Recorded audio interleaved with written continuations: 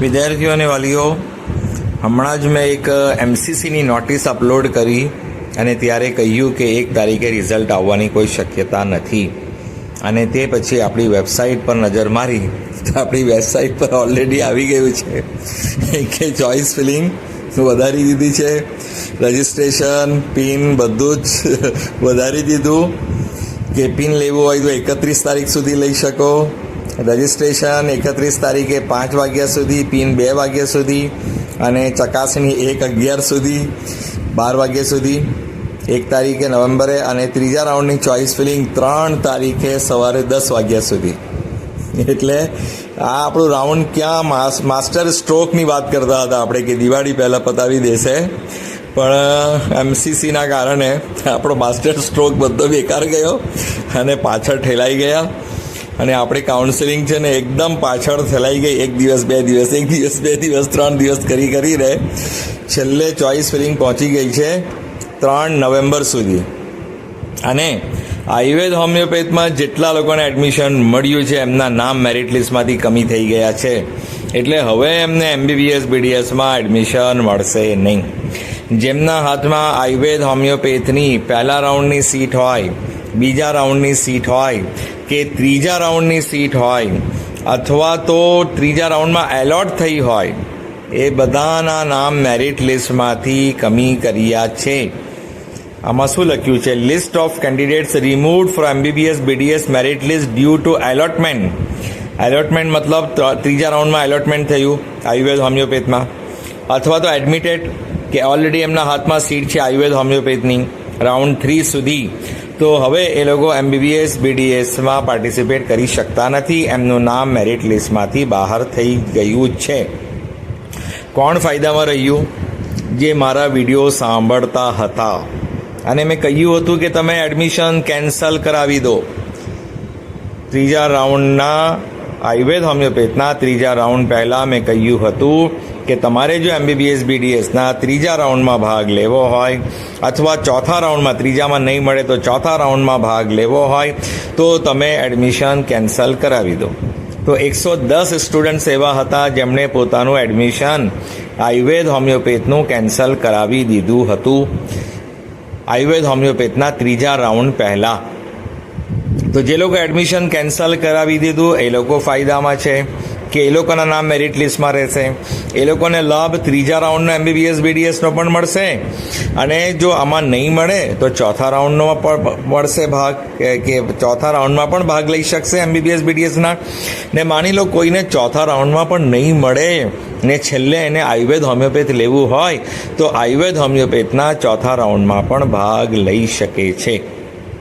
જો આયુર્વેદ હોમિયોપેથ તો ચોથું રાઉન્ડ એમબીબીએસ બીડીએસ પછી આવે તો, અથવા તો રજિસ્ટ્રેશન કરી રાખવું પડે. એ પછીની વાત છે. હાલમાં એટલી વાત સમજી લો કે જેમના હાથમાં આયુર્વેદ હોમિયોપેથની સીટ છે પહેલા રાઉન્ડની, બીજા રાઉન્ડની, ત્રીજા રાઉન્ડની, અથવા તો ત્રીજા રાઉન્ડમાં સીટ એલોટ થઈ છે, તો એમના નામ મેરિટ લિસ્ટમાંથી કમી કરવામાં આવ્યા છે. એમાં સૌથી બેસ્ટ શું છે કે જો મેરિટ લિસ્ટ અપડેટ કરી છે, 6381 સ્ટુડન્ટની લિસ્ટ આવી છે. તો જે લોકોના નામ આ 6381 સ્ટુડન્ટની લિસ્ટમાં હોય એ લોકો એમબીબીએસ બીડીએસના ત્રીજા રાઉન્ડમાં પાર્ટિસિપેટ નહીં કરી શકશે. બરાબર? એટલે તમે નામ ચેક કરી લો. જેમને એમબીબીએસ બીડીએસમાં લેવું છે, આયુર્વેદ હોમિયોપેથની સીટ એમના હાથમાં છે કે ત્રીજા રાઉન્ડમાં એલોટ થઈ છે, કન્ફર્મ નથી કરવાના, તો એ બધા પોતાના નામ જોઈ લો. 6381 સ્ટુડન્ટના નામ મેરિટ લિસ્ટમાંથી કમી થઈ ગયા છે, એટલે એમબીબીએસ બીડીએસ વાળાને રાહત થશે કે આટલા તો ઓછા થઈ ગયા. પણ હવે મારી વાત જે લોકોએ સાંભળી હતી અને એડમિશન કેન્સલ કરાવી દીધું હતું આયુર્વેદ હોમિયોપેથનું, એ લોકો આજે ખુશ હશે કે ભાઈ ચાલો અમારું નામ તો નથી નીકળ્યું, અમે તો કેન્સલ કરાવી દીધું હતું ને ફરી રજિસ્ટ્રેશન કરાવી દીધું અમે, ને રજિસ્ટ્રેશન નહીં બી કર્યું હોય તો હમણાં પણ રજિસ્ટ્રેશન ચાલુ જ છે. તો જેમને એમબીબી આયુર્વેદ હોમિયોપેથનું એડમિશન કેન્સલ કરાવી દીધું ફરી રજિસ્ટ્રેશન કરી દીધું, એ લોકો MBBS BDSના ત્રીજા રાઉન્ડમાં ભાગ લઈ શકે છે. પ્લસ જો આમાં નહીં મળે તો ચોથા રાઉન્ડમાં પણ ભાગ લઈ શકે છે. પ્લસ નહીં મળે તો તમે આયુર્વેદ હોમિયોપેથનો રાઉન્ડ બાકી હોય એમાં પણ લઈ શકો છો. ને તે છતાં તમને એવું હોય કે નહીં મારે તો MBBS BDS જ કરવું છે, આયુર્વેદ હોમિયોપેથ નથી કરવું, તો પછી હવે ટૂંક સમયમાં નીટની પરીક્ષા આવશે. નીટની પરીક્ષા આપીને ફરી સારી કોલેજમાં એડમિશન મેળવી શકો છો. વિચાર બદલાઈ ગયો હોય અથવા બદલાતો હોય તો જોઈ લો. બરાબર. કેન્સલેશનની પ્રક્રિયા MBBS BDSની તો ચાલુ જ છે. કોના માટે? કે જેમને આવતા વર્ષે એડમિશન લેવું હોય. આયુર્વેદ હોમિયોપેથવાળું તો પતી ગયું ત્રીજું રાઉન્ડ, એટલે કેન્સલ બી ના થાય. અને જેમના સીટ એલોટ થઈ છે એમના નામ પણ મેરિટ લિસ્ટમાંથી કમી કરવામાં આવે છે. જો હવે શું થાય છે, હાલમાં તો એડમિશન કમિટીએ 6,381 સ્ટુડન્ટ્સના નામ કમી કરી દીધા છે. મેરિટ લિસ્ટમાં ચેક કરી લો કે જેમને MBBS BDSમાં લેવું છે એ ચેક કરી લો કે તમારું નામ આમાં છે કે નહીં. આ 6,381માં તમારું નામ નહીં હોય મતલબ તમે MBBS BDSના પાત્ર છો, જો તમે MBBS BDSમાં ઓલરેડી રજિસ્ટર્ડ છો તો. ને જો તમારું નામ અહીંયા હોય તો તમે MBBS BDSમાં પાત્રતા નથી ધરાવતા.